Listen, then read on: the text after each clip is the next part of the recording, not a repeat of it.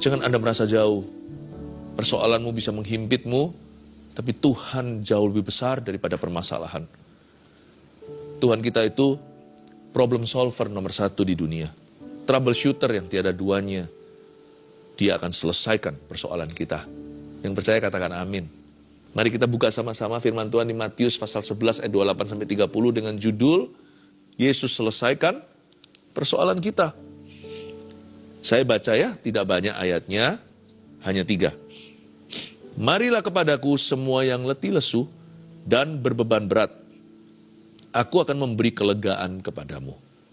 Pikulah kuk yang kupasang dan belajarlah padaku, karena aku lemah lembut dan rendah hati, dan jiwamu akan mendapat ketenangan. Sebab kuk yang kupasang itu enak, dan bebanku pun ringan. Suatu ayat favorit di Alkitab. Di Alkitab Indonesia kita diberi judul Ajakan Juru Selamat. Berarti Tuhan itu yang mengajak orang punya masalah masuk ke hadiratnya. Apakah Tuhan cari masalah? Ya, Tuhan mencari masalah kita. Tuhan tidak pernah mencari masalah dengan kita karena Dia sayang kita. Kalau Tuhan itu menawarkan pertolongan itu for free atau bebas biaya.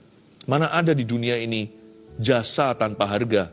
Biasanya kalau orang menawarkan sesuatu misalnya maskapai penerbangan, itu pasti ada tradingnya, ada nilai tukarnya. Gak ada orang semerta-merta diam-diam mentah-mentah menawarkan bantuan. Kalau bukan dilandasi kasih, gak mungkin terjadi. Setiap orang itu kalau menawarkan pertolongan pasti mau sesuatu sebagai timbal baliknya. Hanya ada satu yang menawarkan pertolongan sama kita dan Dia yang bayar. Bukan hanya Dia mengajak orang bermasalah masuk hadiratnya. Bukan saja Dia ingin mendapatkan masalah mereka. Mana ada sih orang yang mau memperoleh masalah orang lain? Kalau ada orang bermasalah misalnya kita mau jauh-jauh supaya jangan sampai kita kena imbasnya. Hanya satu loh. Hanya satu, yaitu Sang Juru Selamat. Yang mau deket-deket sama orang yang bermasalah. Bukan hanya itu, Dia menawarkan bantuan. Bantuan cuma-cuma. Bukan hanya menawarkan bantuan cuma-cuma, Dia bayar di depan. Ingat Golgota? Bukan hanya dosa kita yang dipikulnya, sakit penyakit kita juga. Dan pemberontakan kita itu ditimpakan ke atasnya. Supaya oleh bilurnya kita menjadi sembuh. Dan kita semua seperti domba tersesat, tapi Dia menemukan kita. Coba lihat ini. Hanya ada satu orang yang mau dekat sama orang bermasalah. Dia nggak takut sama orang yang penuh dengan persoalan. Kalau ada seseorang bangkrut misalnya, dan kita tahu dia butuh uang. Orang-orang yang cinta akan uangnya pasti akan jauh-jauh dari orang itu. Takut apa? Takut dimintai pinjaman. Tapi waktu kita bangkrut, kita datang ke Tuhan. Tuhan dengan senang hati menyambut kita. Tuhan akan tolong kita. Jangankan materi. Tuhan itu akan sertai kita dalam lembah keterpurukan kita.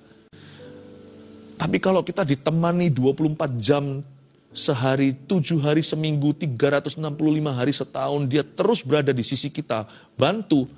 Wah, itu pasti bukan bantuan yang Dia tawarkan. Dia tawarkan dirinya. Itu pasti besar sayangnya pada orang yang Dia bantu. Itu kalau bukan keluarga biasanya tidak lazim terjadi. Tuhan tuh gak menawarkan bantuan. Dia itu menawarkan dirinya. Hanya ada satu orang. Hanya satu pribadi yang mau dekat-dekat sama kita waktu kita ini berada di level bawah. Ketika kita terpuruk, ketika kita jatuh. Hanya satu. Bukan hanya itu, Dia bayar di depan lagi. Dia mati di Kalvari. Udah nawarin jasa, gak dapat apa-apa. Dia yang bayar jasa itu. Luar biasa Tuhan itu. Makanya ajakan Juru Selamat ini gak pernah saya remehkan ayat ini. Marilah kepadaku semua yang letih lesu dan berbeban berat. This means so much to me. Kalau kita gak asal baca, kita menyadari siapa yang berbicara. Yang berbicara itu bukan hanya menawarkan bantuan, Dia akan hadir dalam permasalahan kita. Dan Dia juga akan menyelesaikan persoalan kita. Dan Dia yang bayar semua prosesnya.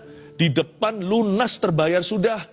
Dan akan Tuhan bayar seterusnya sampai kita keluar dari masalah. Hanya ada satu orang yang berani gitu. Yesus, namanya Yesus. Jadi, Anda dan saya harus mengerti pewahyuan pertama ini. Setiap waktu, kapan saja, di level manapun, musim hidup apapun, Tuhan selalu welcome Anda dan saya dalam hadiratnya. Bahwa apapun kondisimu dan persoalanmu, Tuhan selalu akan mengatakan welcome home to you. Bukan hanya kita saja yang di-welcome, persoalan kita juga di-welcome. Marilah kepadaku semua yang letih lesu dan berbeban berat. Berarti semua permasalahan disambut oleh Tuhan. Tidak ada masalah terlalu kecil bagi Tuhan Yesus, dan tidak ada masalah terlalu besar. Bukan hanya masalahnya, orang bermasalah itu sendiri sudah di-welcome sama Tuhan. Semua yang letih lesu itu kan berarti orang. Siapapun dirimu, siapapun kamu, kira-kira begini bunyi firman. Siapapun engkau, Tuhan mau. Kalau dunia gak mau lagi sama kita, Tuhan masih mau sama kita. Sekalipun jikalau kita sudah menyandang gelar sampah masyarakat pun, seperti penyamun di sisi Yesus, seorang perampok penjahat, Tuhan tetap bawa dia ke Firdaus, asal dia bertobat.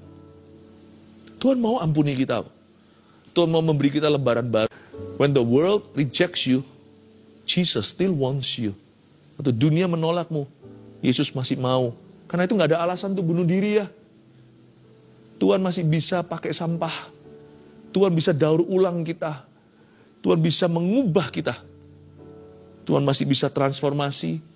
Dan kalau kita seperti periuk yang pecah di tangan pejunan atau maestro itu, Tuhan bisa mengubahnya. Tuhan bisa membentuknya ulang menjadi bejana yang baru. Semua yang letih lesu, kemarilah kepadaku. Yang berbeban berat, sebutlah persoalanmu apa. Tidak ada yang bisa membuat panik Tuhan kita. Semua permasalahan, dia welcome. Aku akan memberi kelegaan kepadamu. Lihat itu. Mungkin Tuhan tidak langsung hari ini juga membawa kita keluar dari masalah. Ada masalah yang diselesaikan oleh Tuhan secara instan. Mujizat namanya. Tapi ada juga yang harus melalui sebuah proses Tuhan. Pokoknya, kapanpun masalah kita diselesaikan, Tuhan akan memberi kita damai sejahtera sekarang. Yang itu gak usah tunggu. Damai itu sudah disediakan. Hari ini aku akan memberi kelegaan kepadamu. Dan belajarlah padaku karena aku lemah lembut dan rendah hati. Ini luar biasa loh ya. Janganlah kita asal baca. Tuhan berkata, belajarlah padaku. Tuhan gak kirim guru les sama kita. Bahkan Tuhan tidak kirim malaikat. Tuhan juga tidak kirimkan kepada kita textbooknya atau manualnya. Tuhan berkata, belajarlah padaku. Bukan pada buku, bukan pada orang lain, bukan pada keadaan, langsung pada sang maestro, pada sang guru. Belajarlah padaku. Ini bicara soal penyertaan. Kalau kamu gandeng aku, kira-kira begini bunyi firman-Nya dalam bahasa sehari-hari. Ketika engkau dalam persoalan, undang aku datang. Jangan hanya minta bantuan, undang aku datang. Aku mau jadi pembantumu. Luar biasa ya. Yesus yang menyuci kaki muridnya itu masih tetap rendah hati. Sekalipun dia adalah Tuhan, kita sebut dia guru, dia gak keberatan jadi pembantu. Penolong kita. Tuhan gak kirim bala bantuan. Tuhan gak hanya kirim pertolongan. Itu iya. Tapi Tuhan kirim dirinya sendiri. Ajaib ya. Dia datang sendiri dan berkata, tenang, tenang nak. Kamu bisa belajar sama aku. I'm here. Aku ada di sini. Gak usah kamu berseru-seru seolah-olah aku tidak ada. Tapi berserulah karena aku ada. Nak, aku ada di sini. Belajarlah padaku karena aku lemah lembut dan rendah hati. Mentorku yang paling luar biasa dalam segala persoalan saya adalah Tuhan Yesus. Immanuel, dia hadir. Sekalipun mujizat belum terjadi, saya gak akan kecewa. Asal Tuhan ada di sisiku, sebelah kananku, pada siapa aku harus takut? Apa yang manusia dapat lakukan terhadap saya? Tuhan memegangku dengan tangan kanannya. Aku tidak takut bahaya. Walau 1000 rebah di sisiku, 10.000 di sebelah kananku, gunung batuku, dan bagianku tetaplah Allah selama-lamanya. Tapi Yesus Maha hadir. Dia ada di situ. Di depan saya kamera, baru Anda. Kalau Yesus nggak ada kamera di antara Anda dengan dia. Dia ada di balik kamera nih, langsung ada di ruang tamumu. Langsung ada di mobil ketika kalau Anda sekarang lagi menyaksikan saat teduh bersama sambil nyetir. Hati-hati tapi ya nyetirnya. Dia ada di rumah sakit, persis di sebelah ranjang Anda. Ketika Anda menantikan sembuh dan pulih. Dia ada di situ. Di ruang yang lembab itu, Anda menangis sendiri. Karena barusan ditinggal mati oleh seseorang yang Anda kasihi. Dia ada di sana. Dia ada di sana sekarang bersama dengan Anda. Yesus berkata, belajarlah padaku. Not only that I can touch you, but you can touch me too. Bukan hanya aku bisa menjamamu, Yesus berkata kepada Anda sekarang, Anda juga bisa menjamah dia. Dia sedekat itu loh. Sedekat itu.